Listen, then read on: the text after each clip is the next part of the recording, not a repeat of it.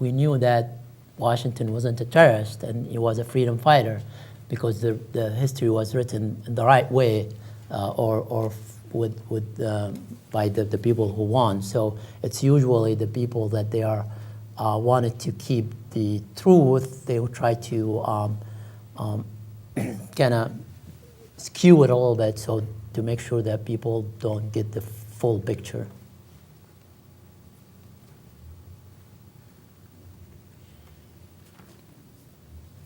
Do you see any hope for the future now that John Kerry is Secretary of State and Chuck Hagel Secretary of Defense? I guess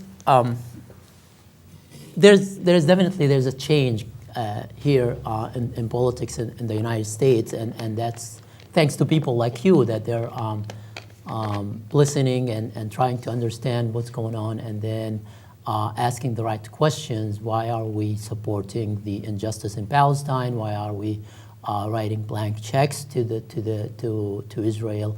Why are we not questioning the human rights violations of the Israelis? So Chuck Hagel is good choice for the ministry or the Secretary of Defense. Kerry, I think he knows the area, and he has worked on this issue before. So I'm hoping that he would have some impact, but without genuine change of the policy here, of just unquestioned support to the state of Israel or the government of the Likud, there will be no chance for just one man or two men to be able to change the status quo. I keep hearing murmurs regarding Intifada 3. What do you think? Well, just if you allow me, Jason, to talk a little bit about also Chuck Hagel and John Kerry a little bit. Well, I myself sent a thank you letter to President Obama for nominating Chuck Hagel again as a Secretary of Defense. Some of you here may be aware of that. I ran for Iowa House seat. As a matter of fact, this past November, for the first time against incumbent, and I lost by almost 350 votes. So it was a great achievement for me, someone who came from a different country, wasn't born in Palestine, in the United States, and to really run against someone who is incumbent, very strong in my area, and well supported by the Israeli lobby, as a matter of fact, and to come out with just 350 votes different, that was a big success for me. And as a matter of fact, I will be running again in 2 years, and hopefully that will be the entry level for me to get into the state level and then next to national level. I want to go there to make a difference. And I see, one of my students here, Jeff. Jeff also worked hard on my campaign too in Muscatine. So I would like to thank him also in front of everybody. I do believe that each one of us has to raise our voice. I mean, we have to raise our voice. Doesn't mean screaming. I don't mean screaming. We need to get involved. We need to let them know that we want to become more and more involved in order to change this policy. It's not going to be an easy road. As I said, since the establishment of AMPAL, the Americans and Palestinians of Peace, I have been lobbying for 13 years, and it's still not easy for us. Even after we created this good friendship, not necessarily they agree with me all the time, but at least it's not that easy to continue to lobby. But I think it's our responsibility, those of us who believes in a human right, and those of us who believes in justice, again, it is our responsibility to stand up and let them know, let your congressman, your senators, or whoever, let them know that we are looking for a change in the United States foreign policy. Yes, Chuck Hagel and John Kerry, including also President Obama, are not going to be able to change the facts unless we start changing the people that we send to Washington, D.C. to represent us and their image of the Palestinian. In terms of Intifada 3, I'm really, with what's going on right now, I'm sure some of you heard about the prisoners issue now. A good number of Palestinian prisoners are on hunger strike. One of them, as a matter of fact, died a couple of days ago. And to us, that's a criminal. That's a criminal act against a human being that the Israelis decided to hold in prison for no reason, just because he is actively active in politics. The same thing, Samer Asawi, who has been on food strike for more than 220 days.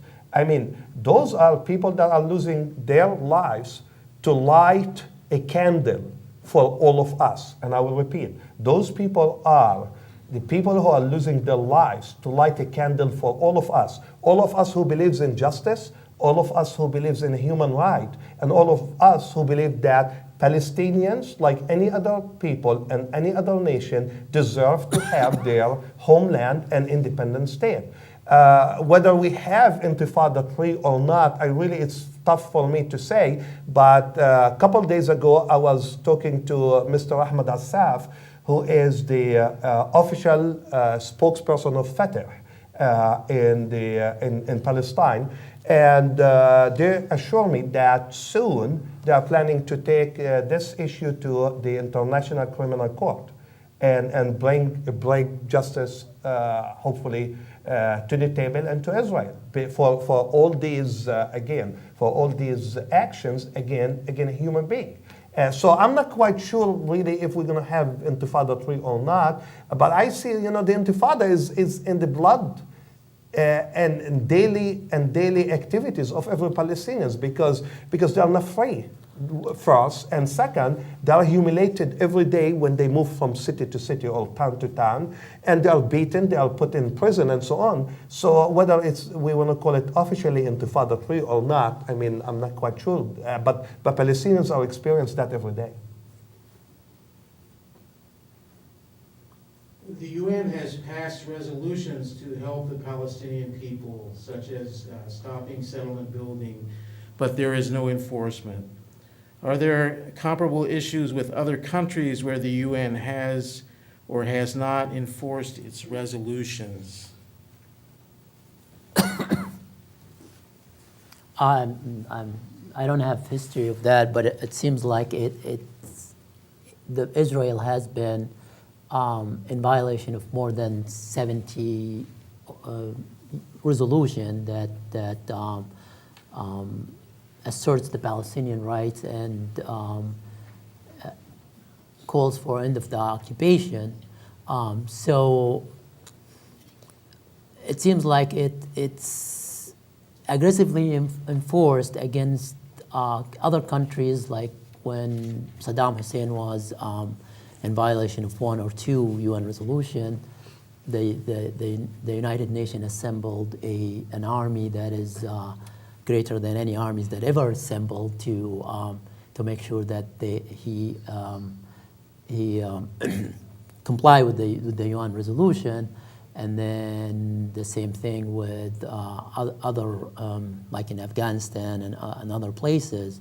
But then when it comes to Israel, this is stopped, and the excuses is that this cannot be resolved with UN resolution. This needs to be done through negotiation. But just the double standard is obviously clear when it comes to Israel. And that's because of the support that the Israeli government gets from our government here. Do you believe there is a role for Hamas as a political organization to help bring peace to the region, especially since the PA is often seen as complicit with Israeli agendas, or are they more of a hindrance? Well, I can talk, as I said again, I can talk on behalf of most probably the Palestinian government here rather than Hamas. But I mean, I have been, as a person that follows the news all the times from back home from Palestine. I know that the Hamas, I mean, there are talks lately that Hamas, through the Egyptian government and the Egyptian president now, are trying to arrange some meetings between the Israeli government and officials and Hamas officials to start talking about easing the closure against Gaza Strip and providing Gaza Strip with necessities and so on. On the other hand, Hamas will accept the deal of closing all the tunnels, underground tunnels. So whether this is 100% true or not, I mean, these are the news that we're hearing. I think at the end, Palestinians need to recognize one important fact, that they are strong when they are united, and they are weak when they are not united. I think Palestinians need to, they have a lot of work to do. I mean, whether it's Fatah or Hamas or other parties too, I mean, they have to get together and be genuine about moving on with the situation. Sometimes, it bothers me sometimes, like, for example, the personal attacks that we hear via the media. For example, Mr. Aziz Dweik, who is a high-ranking Hamas official, lately in the past week, he has been talking really for the media, in front of the media and so on. And he is talking very bad of the PA and mainly some of the people that represent the PA, such as Azzam al-Ahmad, Mr. Azzam al-Ahmad. And these, I would say, nonsense statements from officials from both sides, let's put it this way, from both sides, are not going to help us. So I'm hoping that Palestinians will unite and will work together because at the end, we are still under occupation. Yes, I agree. Yeah, as a matter of fact, we didn't declare our Palestinian state in last year, October of 2012. Let's remember that the PLO, Palestinian Liberation Organization, declared the Palestinian state in October of 1988. So we didn't go to the United Nations to declare a Palestinian state.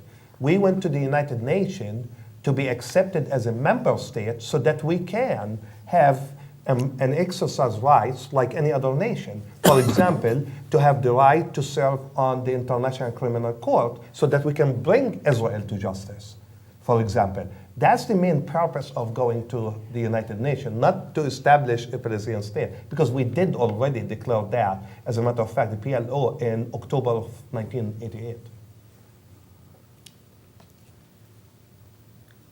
Question asks, to what extent can international human rights law as outlined by the UN be legitimate when it was created by a few select Western countries without consensus from all countries? Is there value in applying these values and standards to the Palestinian case when Palestinians had no part in drafting their charter? Well, my quick answer, and I don't want to debate that, but my quick answer is, human rights are not something that a man can create. Those are things that are installed in us when we are born. We are born. God created us free, to live free. So yes, we might call them human rights laws and so on, but these are, again, things that are installed in us when we are born. To live free, to live in dignity, to respect each other. So those are, basic things that we grow up carrying inside us. That would be my answer. I mean, I guess one of the things is, even with the limitation of those, is still when it comes to the Palestinians, seems like they stop right there on implementing those. And it seems like the Palestinian rights are up for negotiation. not something that it's granted to the Palestinian people.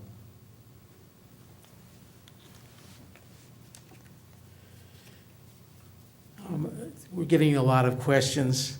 I'm going to have to consolidate a few in the interest of time.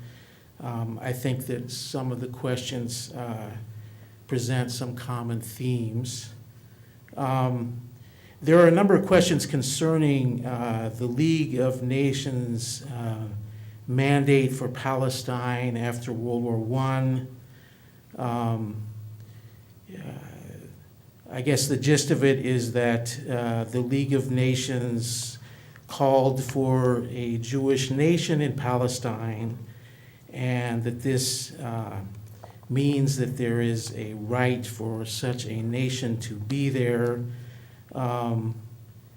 If you say that, if you question the borders of Israel, whatever those are, I might add, do you not also question every other Middle Eastern country's borders as well? So it looks like something like if you're questioning an established state that was created pursuant to the League of Nations mandate and then the United Nations partition resolution, doesn't that like open a can of worms? And you're asking questions that logically would apply to the borders of every other Middle Eastern country, which were sort of arbitrarily drawn after World War I, something like that. And that's why I said from the beginning there should not be borders. It should be one country for the people that they live there.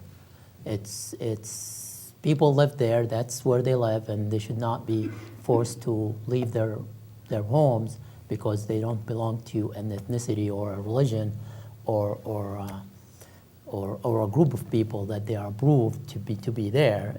As long as they live there, they can continue to live there without regards to do you belong to this group or this group. It's the logical way. Nobody comes in and said, well, you don't belong to this group, so you should leave your home. And we're drawing the border here, and so you need to leave because you don't belong to this group that belong to that border. Well, my answer definitely would be different here. I think whoever is questioning that needs to question Israel first. Israel was established in 1948, and we're in 2013. And I will challenge whoever asks this question if that person can define the Israeli borders. Israel is the only country that was accepted by the League of Nations and the United Nations without defined borders. Till this moment, in 2013, that's really a ridiculous thing that even the United Nations, we say, that will still continue to accept the fact that Israel is the only nation that can function above law without defining borders. We are, every Arab country, or every country in the world, as a matter of fact, has a defined border with the United Nations. When they accept them as a member with the United Nations and League of Nations, they have to. This is one of the standards that you have to submit. So when when we submitted the request to be recognized as a state, we had to define our borders, which is the 1967 border.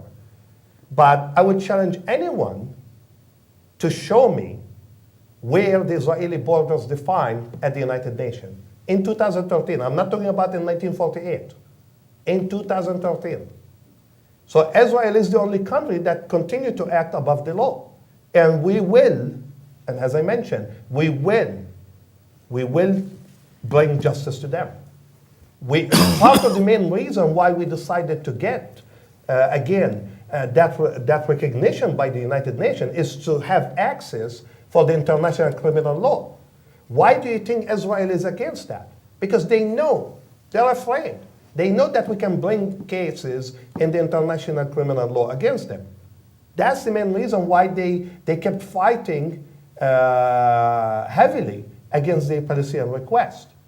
And as I mentioned in my presentation, whether it's me who will carry the banner, or my kids, or their kids, or even 1,000 years from now, we will continue to move forward.